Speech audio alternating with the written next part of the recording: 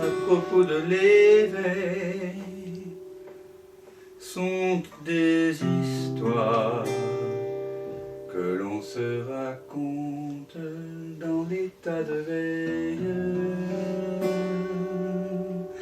Des histoires sans queue ni tête. Qu'en dites-vous, mes amis? C'est la fête. C'est la fête. Que votre volonté soit faite. Ça m'étonne même que tu n'y aies pensé avant moi, Catherine. Oh, oh, oh, toi qui sais goûter. Tombe la veste, Catherine.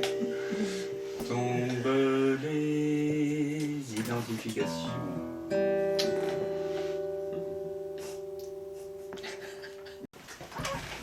Mais il y avait pire, hein. Mon père, il avait chez lui le grand Sébastien. C'est un truc qui me terrifiait quand j'étais enfant. Je trouvais ça chez mes grands-parents. Ça devait dater de mes arrière-grands-parents, grands-parents. C'est l'éducation allemande, et ça... Des années 20, la pédagogie noire. Oui, voilà, le grand Sébastien qui voulait pas manger, alors on ne lui donne pas à manger, il meurt de faim. Donc on le voit de plus en plus mince, et puis maigre, puis on l'enterre à la fin. Il est personnifié comment, le grand Sébastien? C'est une histoire? C'est un jeune garçon, un enfant qui n'obéit pas. Ok. C'était enseigné. Hein. Et là, c'est vrai que c'est un peu comme dans le ruban blanc, si vous avez vu ça, de Haneke. On voit comment... Bon là c'était avant la Première Guerre mondiale, mais on comprend comment les guerres se font. Elles se font parce qu'il y a cette violence de l'éducation au sein des familles. Ça ne vient pas, nous en cours d'histoire, oui on apprend que c'est parce que Ferdinand machin a assassiné machin, etc. Mais la guerre, c'est beaucoup plus profond que ça. Ça vient de cette éducation, du bâton et de la carrosse. Beaucoup le bâton à cette époque. Le procès de Nuremberg, entre autres, l'a montré. Il y a un psychiatre qui a essayé de suivre justement les groupes nazis, comprendre comment des beaux pères de famille honorables ont pu commettre de telles atrocités. Tout s'était passé par cette fameuse pédagogie noire, en fait, très en vogue à l'époque, en fait, avec un père extrêmement sévère, des sévices physiques, etc., où l'autre est chosifié, en fait. C'est-à-dire que tu chosifies l'autre. Ben, c'est ce qu'on fait tous à des degrés plus ou moins divers, même au sein de cette merveilleuse société démocratique dans laquelle nous baignons. On chosifie l'autre, alors un peu moins que dans la pédagogie noire des années 20 ou fin 19e, mais quand même, il y a toujours l'ingrédient de base au niveau fabrique de l'ignorance, qui est le fait de nous prendre pour quelqu'un. 99,99% des gens se chosifient. Ils pensent qu'ils sont une chose. Animés, certes, dotés de conscience, mais une conscience enfermée dans une chose, dans une enveloppe corporelle, et séparée des autres choses, des autres enveloppes et des autres consciences. Donc c'est une chosification plus subtile, plus fine, mais voilà, s'il y a une raison aux racines, aux guerres, aux génocides, aux atrocités qui ont fait plus de 200 millions de morts au XXe siècle, c'est le fait que l'homme se prend pour quelqu'un. Du coup, génère une souffrance personnelle, individuelle, qui va essayer de projeter sur l'autre. Qui projette sur l'autre. Et c'est pour ça que c'est si important. Quand je vous demande de faire l'unité avec tout ce que vous ne voulez pas, avec toutes les horreurs et tout, ben vous guérissez vous-même, et c'est comme ça qu'on peut guérir le monde. C'est pas autrement. Parce que tant que vous penserez que vous êtes merveilleux et que les autres c'est des malfrats, ou les gens qui connaissent rien, vous avez des ténèbres-vérités et les autres non, il y a tous les ingrédients d'une guerre, même si ça ne fait pas forcément des chambres à gaz, il y a une guerre, il y a un conflit. Et ça se voit partout, à tous les étages.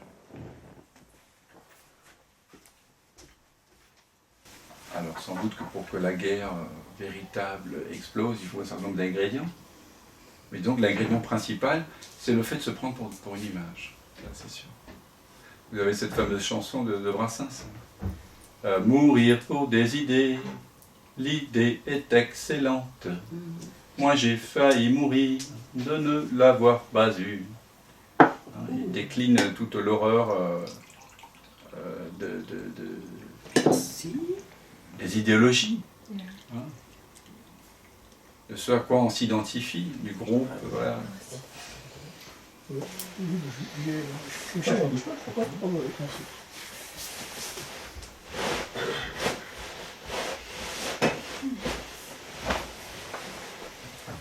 On dit souvent, il y a des gens qui souvent en satsang se disent, mais s'il n'y a personne, s'il n'y a pas de libre arbitre, alors voilà, je peux faire n'importe quoi. Vous avez déjà entendu ça, et ça vous est peut-être venu.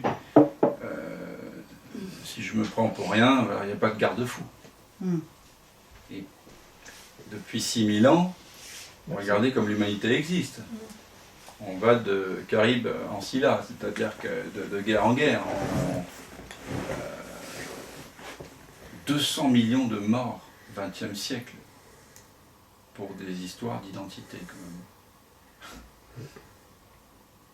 Qui n'auraient sans doute pas eu lieu si les gens avaient reconnu leur vraie nature. Donc la violence ne vient pas du fait qu'on reconnaisse sa vraie nature. Elle vient, pour l'instant, la preuve de la violence, elle est du côté de ceux qui se prennent pour une entité libre, disposant du libre arbitre, ayant le choix. Parce que c'est ça qu'on enseigne quand même dans la pédagogie noire aussi, et que nous enseignent les églises de tout poil, que vous avez le libre arbitre, et que vous avez le choix. Et tu dois bien réfréner tous tes instincts tout petits, quoi. C'est-à-dire que ça commence dès le berceau, en fait. Bah oui. Du bébé, Alice Miller a écrit un bouquin édifiant là-dessus qui s'appelle « C'est pour ton bien », Ah oui. où elle décrit justement, voilà, le bébé, il faut laisser pleurer, il faut lui apprendre la frustration le plus tôt possible, il faut lui apprendre à obéir en tout point à son père, même sur des ordres qui n'ont pas de sens, car c'est comme ça la vie. La vie va être dure, donc il vaut mieux apprendre le plus tôt possible que la vie va être dure. C'est exactement ça, quoi. C'est pour ton bien. Et on ne parle pas d'éducation, on parle de dressage, en fait, mais pour le bien de l'enfant, pour qu'il soit bien intégré à la société. Ah mais de toute façon, Hitler te dira que c'était pour le bien de l'humanité. On arrive à justifier toute chose. C'est incroyable.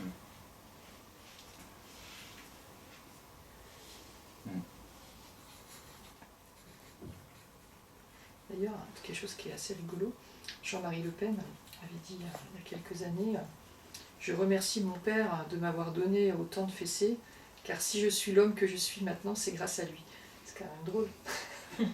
Oui, c'est-à-dire qu'il justifie ses propres fessées, enfin celle qu'il a donnée. Il trouve qu'il est très content d'être ce qu'il est, oui. Et donc merci la fessée, sauf qu'on peut avoir un autre regard. Ouais, c'est ça, Steve.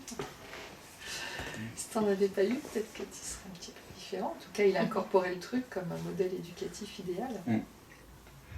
Mais vous voyez, bon, là on comprend les choses, et après il y a sentir. Après, vous pouvez sentir ce que ça fait que d'être Marie Le Pen, disant merci à son père d'avoir reçu des fessées. Et là, on entre dans une autre profondeur, qui est abyssale. Ça ne vous fera pas forcément écrire des livres comme Alice Miller, mais ça vous fera tout aimer. Parce que tout est aimable, tout peut être apprécié. Tout peut être goûté. Ça, c'est un autre niveau, quoi. Et c'est peut-être pas le aimer qu'on entend nous habituellement aussi. C'est tout goûter, tout sentir. Vous êtes tout. Vous pouvez tout goûter, tout être.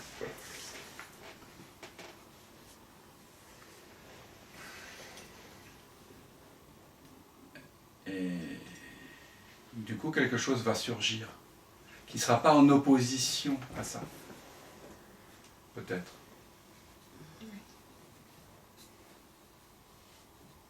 Et là, on laisse la place à une créativité de la vie.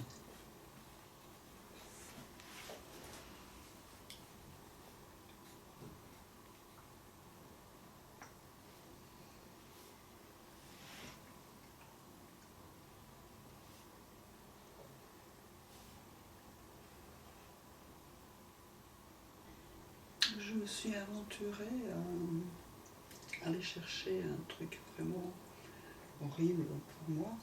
C'est dans quel état d'esprit peut être quelqu'un qui maltraite les animaux, les petits bébés animaux. Donc c'était... Là, je me suis dit, tiens, je vais faire un gros truc. Oui. Moi, hein, c'est... Donc tu as ressenti ce que ça faisait? Oui. J'ai senti, c'était gros, hein, c'était gros. Ça n'a pas duré. Ben non. Parce que, voilà, c'était... Et après, je l'ai étalé dans toutes les directions. Et voilà, ça s'est résolu. Résolu, puis tu as reconnu, tu n'es pas ceci, pas cela. Voilà. Du coup, quand vous faites ça, c'est un peu comme si vous contribuiez, vous guérissiez le monde. Je fais l'unité avec tous mes refus du monde. Et du coup, c'est que, en vous libérant vous-même, vous libérez les autres, vous libérez le monde. Parce que désormais, vous allez pouvoir regarder la télé, écouter les informations, sans bondir, sans avoir des réactions qui n'aident pas les peuples en difficulté ou les gens qui souffrent. Vous allez pouvoir être finalement efficace en fait pour l'action qui vous est dévolue, quelle qu'elle soit. Je pressens profondément que, je ne sais pas ce que vous en pensez, que l'éthique c'est quelque chose de très pratique en fait, hein, très efficient. Quoi. Ça arrive. Simple.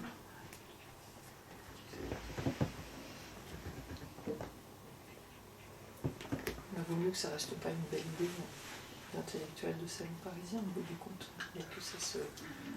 concrètement dans sa vie, un peu comme le colibri, qu'est-ce qu'on peut faire? Dans le regard porté sur les choses, sur les gens, sur les actions. C'est ça. Et déjà, on peut se défaire des images qu'on a sur les autres. Déjà. Parce que si vous rejetez tout le temps la responsabilité sur les autres, c'est la faute de l'autre, c'est la faute du complot, c'est ça, vous êtes obsédé par ça, vous êtes dans... je ne dis pas qu'il n'y a pas de complot dans le monde, mais quand vous êtes obsédé par ça, vous ne faites que rejeter la faute à l'extérieur. Vous ne prenez... Alors c'est une invitation à prendre la responsabilité, à sentir pleinement. Dès qu'il y a finalement comme ça quelque chose qui se contracte à l'intérieur, c'est une invitation à aller voir en fait. Oui. Ça, il faut que ce soit clair. Parce que c'est la porte la plus directe vers vous-même. C'est justement quand il y a une grosse contraction. Il y a quelque chose dont vous ne voulez pas, que vous ne voulez pas sentir, que vous trouvez inacceptable, intolérable, insupportable. Ça, c'est très très direct. Donc, on ne souffre pas de trop aimer, c'est pas vrai. On ne souffre pas d'être trop ouvert. On souffre toujours de la fermeture. Et même si on voit que les autres sont fermés et qu'on est fermé à leur fermeture, on souffre encore. Il ne faut pas se contenter de juger les autres à partir de notre perspective. Il faut goûter ce que ça fait, de vivre la perspective de l'autre. Ça, c'est profond. Ça libère profondément. Et après, bien sûr, on reconnaît qu'ultimement, on n'est pas ça, bien sûr. En fait, on peut comprendre par là que dès qu'il y a une morale, ça devient vite immoral, en fait. Dès qu'on veut inscrire la vie dans des commandements dans le marbre, ça grince un peu, quoi. On ne peut pas enfermer la vie dans quoi que ce soit. Mais encore une fois, c'est pas quelque chose qu'on peut enseigner comme ça. Il faut d'abord faire le chemin de revenir chez soi. Et ensuite, il y a une sorte d'amoralité. Pas immoralité, mais d'amoralité, qui fait que, naturellement, puisque l'environnement est moi, ben je prends soin de l'environnement, y compris de ce corps-ci, qui fait partie de l'environnement. Bien sûr. Donc si vous voulez vraiment aider le monde, eh bien, brûlez toutes les images que vous avez. Et la meilleure façon de brûler les images, c'est de faire l'unité avec elles, de sentir ce que ça fait que d'être elles. Parce que juste faire le neti-neti comme ça, ce sera, pour la plupart du temps, du balayage sous le tapis. Et ça va remonter plus tard. C'est comme ça. Je parle d'expérience.